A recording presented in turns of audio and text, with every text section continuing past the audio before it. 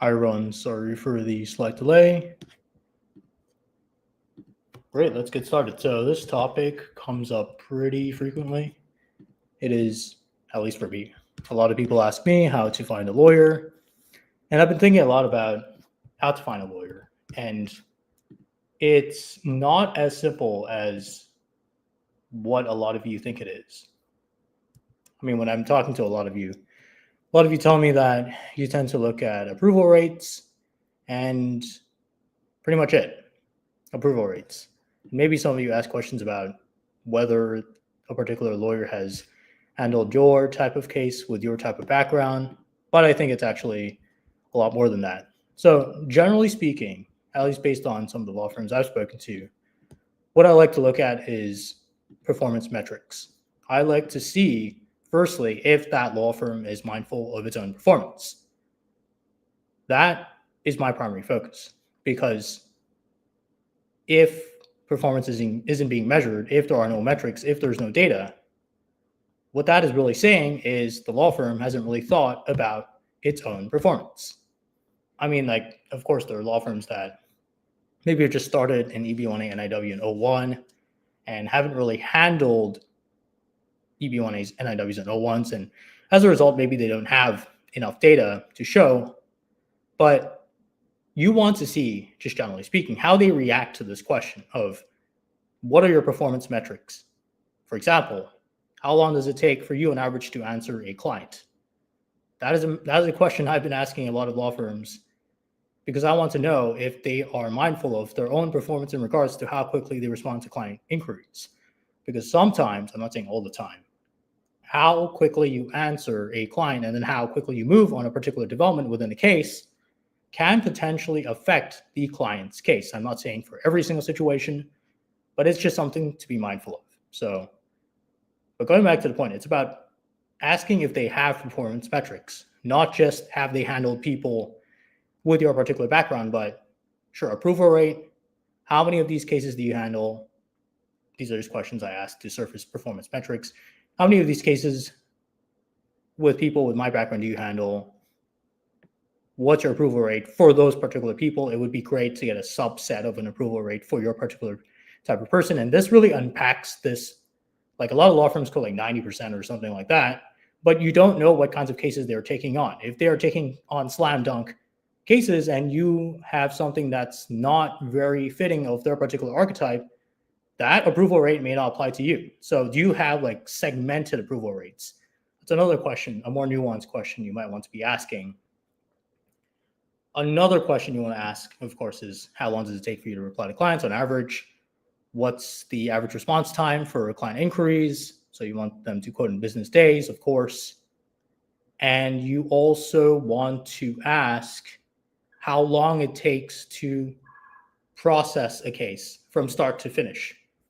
That is also another key metric you should be tuning into, because if you don't ask those questions and you just ask approval rate, a lot of context is actually hidden or not surfaced at all. So while a law firm might say I have a 91 to 93 or 95% or 99% approval rate, firstly, you don't know what kinds of cases they're taking on. Secondly, what if it's a 99% approval rate, but it takes like 12 months to do a case because they're very particular and that's how they get their 99% approval rate, but you need things done in like 3 months? Or you're just the kind of person who likes to hear from your lawyer after like 2 business days and not 10 business days. And yeah, because if you want to develop an attorney-client relationship that actually works for you, you want to make sure you're surfacing all these metrics as early as possible so that you have the full picture of how your attorney-client relationship is going to be like. So this is just something I wanted to talk about, because a lot of you have been asking questions about how to find a lawyer. This is my approach. Given the law firms that have approached me, I like to vet them in this particular way. And yeah, it's more nuanced than just, hey, what's your approval rate? And on profile building, a lot of law firms have also been getting questions about whether they help with profile building. Most law firms say no. And that, I mean, like that's like a topic for another day, but you also want to make sure that your law firm is actually engaged with your particular field. I mean, this is my view. I'm not saying that all law firms should be like this. I'm just saying that it really helps to have a lawyer that's actually in tune with your particular field, as in they're engaged with your kind of work. They kind of know what you're talking about. They know the comparative context within which to place you so that they can actually argue, this is for EB-1A and O-1, that you've risen to the top of your field, or for NIW, that you're actually contributing to an area of national interest as related to your work. If you have a lawyer who's just very out of tune with your field, how do you expect them to argue your case properly? So that is how this ties into profile building. If they haven't even shown much of an interest in developing your profile, then maybe that's not really the law firm you want to engage with. Because also, some law firms will say, I'm going to help with profile building, but they may not be helping that much in actually, say, landing opportunities. So, I mean, like, this is, again, my view. But if a law firm can help with landing opportunities and vetting those opportunities for you, I think that actually helps a lot of people who are 6 to 9 months away from filing, who are not particularly there. They have a strong leading and critical role.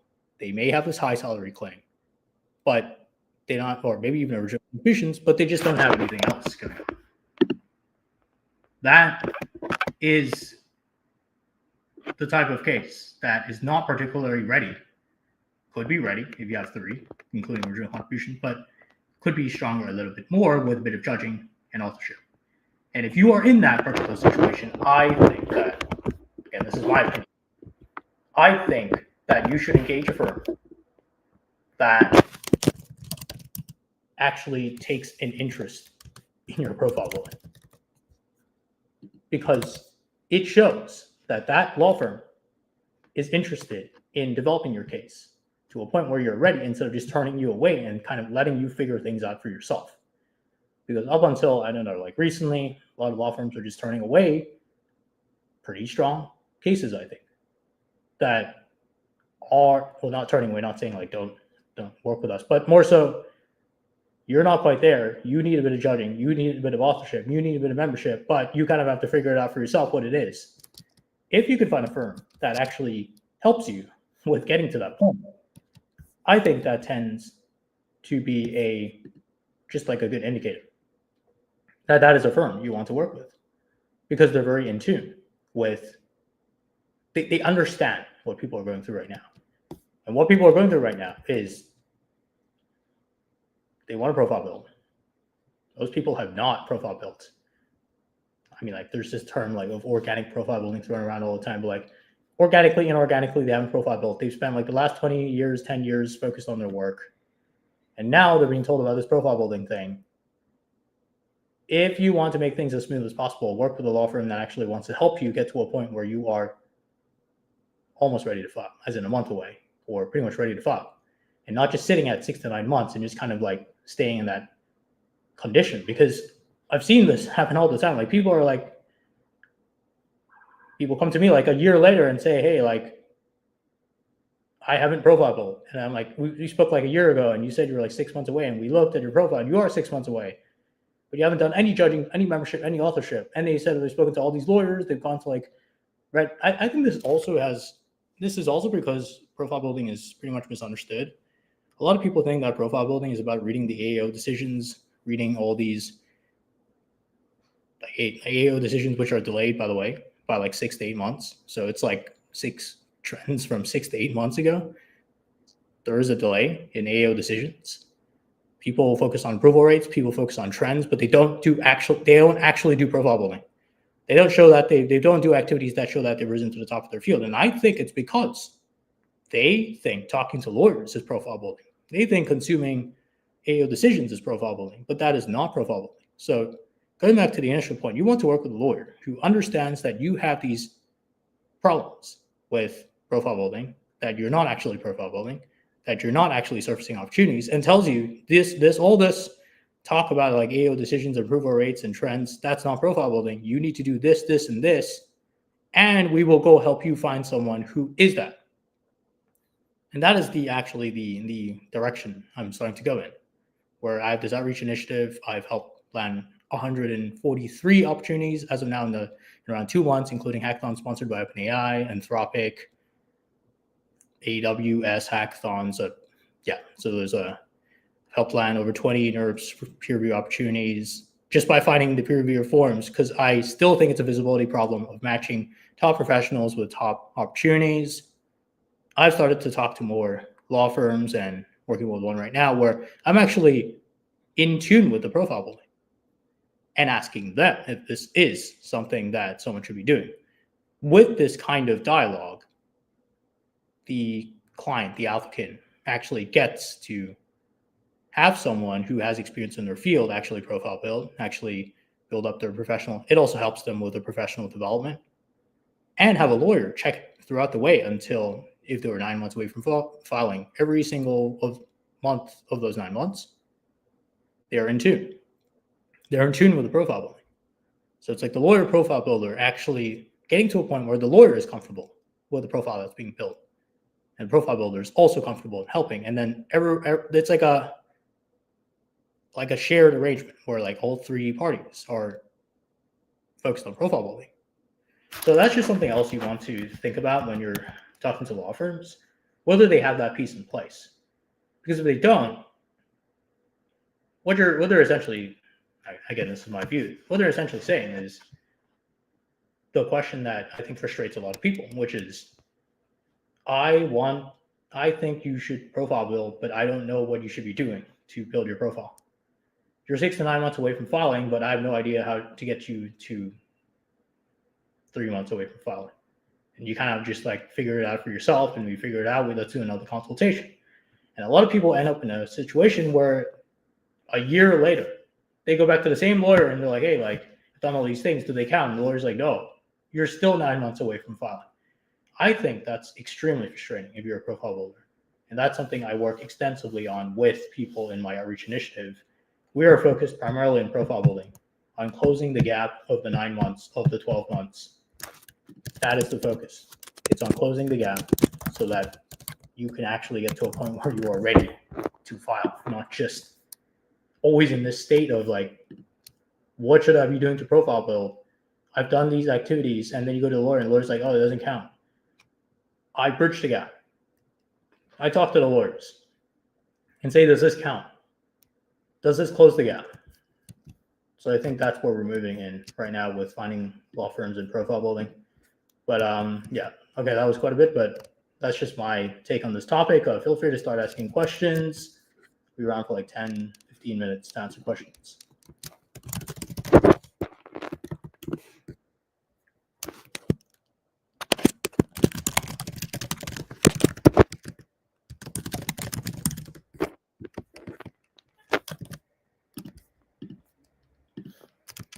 Anyone have questions?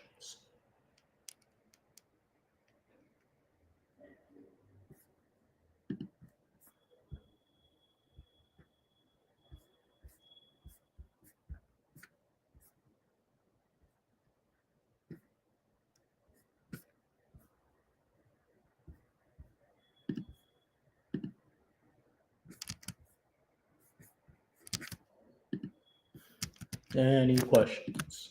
Anyone have questions about this topic? Or I can go into really common questions that I get, which is number one, how do you ask lawyers about profile building? Well, lawyers can only kind of tell you what works if you give them enough context. So you have to provide as much context as possible that makes sense to them, someone who has never been in your field before. And that is why the question of whether they have handled, whether a particular lawyer has handled a certain type of profile that is very similar to yours, that's where things really do matter. Because if you don't, I mean, I'm not saying this has to happen, but if you work with a lawyer who doesn't really know much about your field, then how do you, I mean, they could be really good at researching your field, but how do you expect them to really present the comparative significance of your work? We do have a question. Ishmael asks, how, would you please clarify on media coverage? Media coverage is something I do not suggest, and I do not suggest because it is very difficult to secure. That being said, I have helped with media coverage with members of the Outreach Initiative, but it wasn't something I was focused on. It just happened to get media coverage, the opportunity. So I never really asked for it. I didn't really push for it. It just kind of popped up. So if that's kind of media coverage you can get, that's great. But if you're actively pushing for it, actively paying for it, then no. I just don't think it makes sense. If you're a top expert, why do you have to pay for media coverage?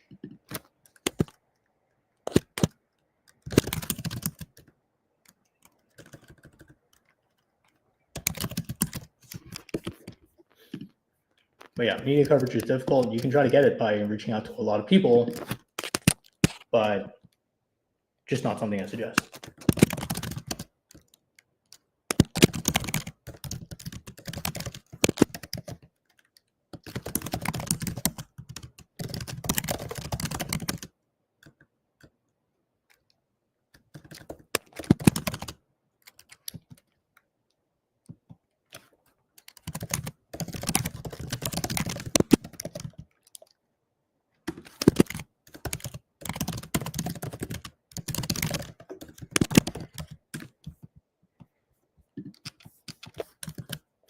Anyone else have questions? Yeah, I don't know why everyone's focusing on media coverage. It's probably one of the most difficult criterion to target, and it really makes no sense to target because most of you industry professionals do not. It just makes no sense. Like, think about it.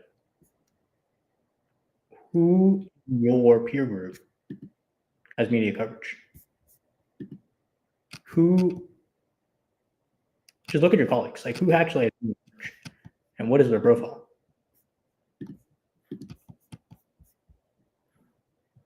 Anyone else have questions?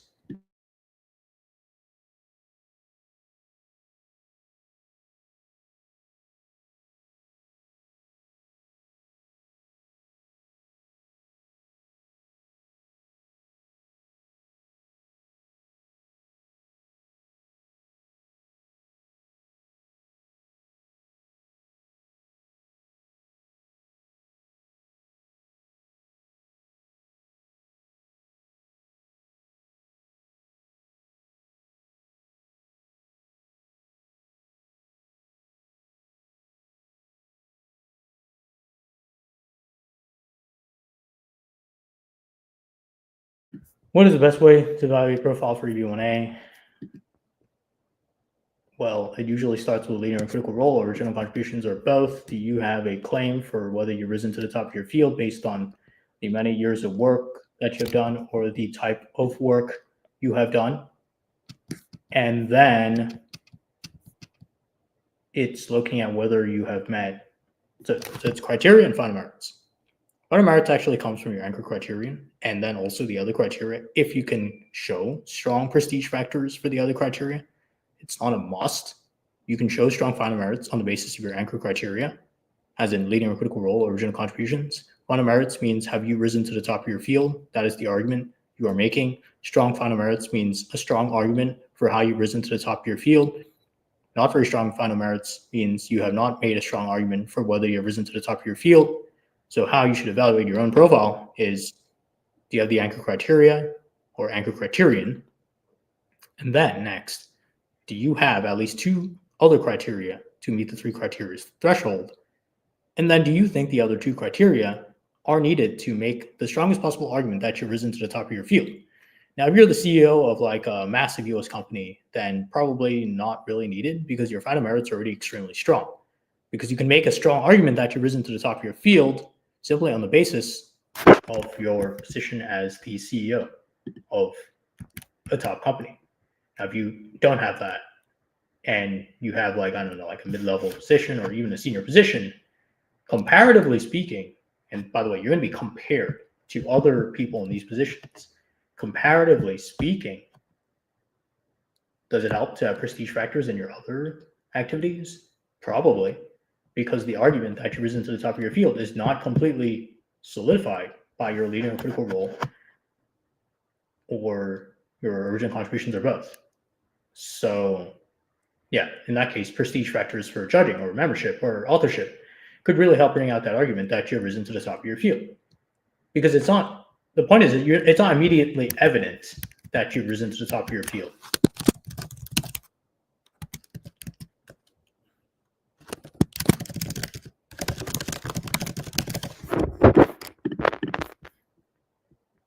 Narash asks, if we don't have citations for publications, how can we support in our profile? Citations are not needed unless you are some sort of professor or some sort of researcher. Citations don't really help as much as you think they help unless you are highly cited by industry professionals. I mean, there is a context where your patents are highly cited because of your industry work. That is a context that does apply. But if you don't have citations, they are not a focus. It's just not the focus. It makes no sense. If you're trying to show that you've risen to the top of your field as an industry professional and you're showing academia as your profile building strength, it just makes no sense. Unless you get cited in some top research conferences and you have some sort of research element in your profile and it somehow ties into your industry profile. But if it doesn't and it's just out of place and it looks like you're just cramming things in and forcing things, it will show. Which is why I don't suggest people go for citations at all. I don't know where this came from. Rishesh asks, if there are two different fields of work, do you think it's possible to create a strong case for EB-1? Yes, because some people work in 10 different fields. I work with someone in, for example, in the Irish Initiative, or someone in ERP. He's worked in like 6 different fields. So what are we working towards? We are showing that he is a top applied ERP expert because he's been able to apply very high-level ERP concepts to produce significant outcomes in multiple different fields. There, that is one way to tie two different fields of work together. It's this, again, another misconception. Like people think field of expertise means domain. Field of expertise could mean a type of technical expertise.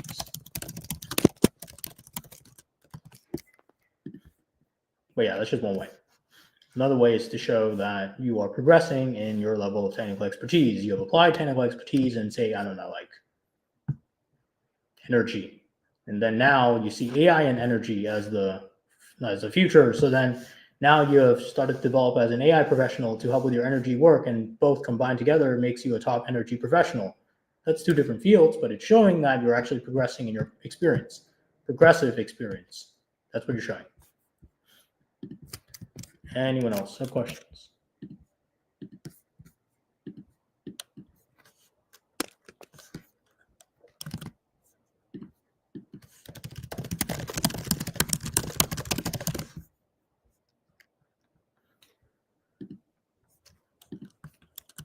Anyone have questions?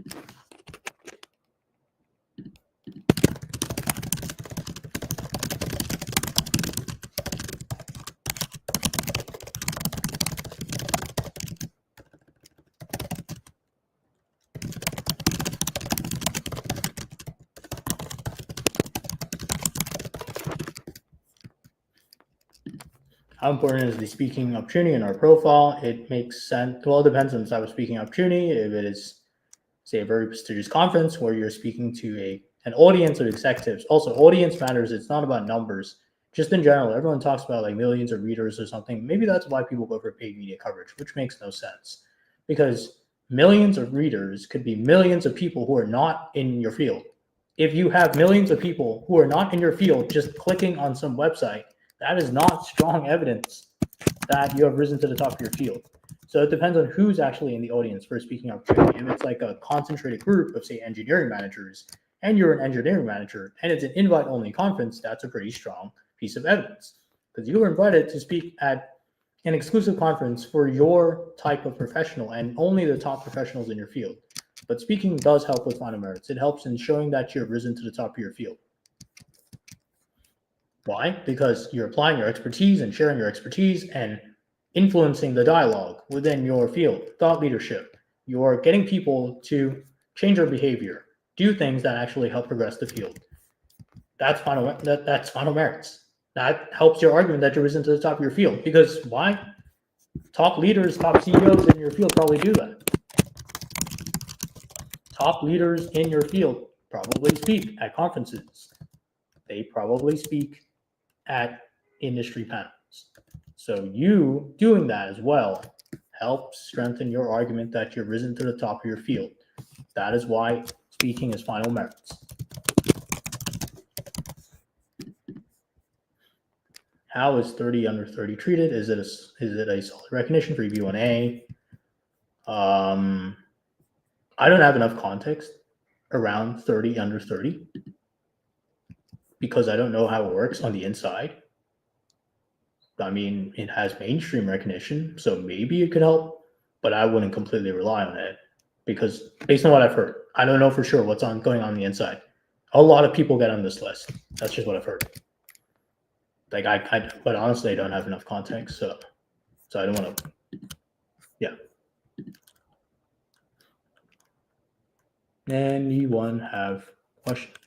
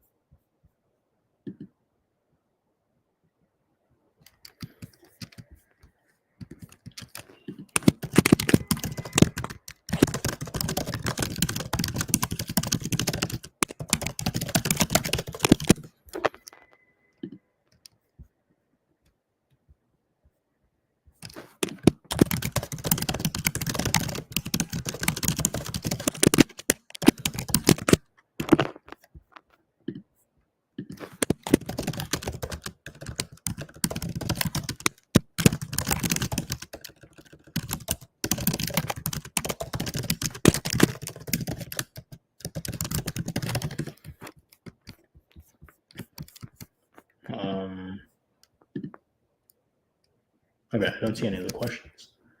Anyone else have questions? I can stay on for like 2 more minutes.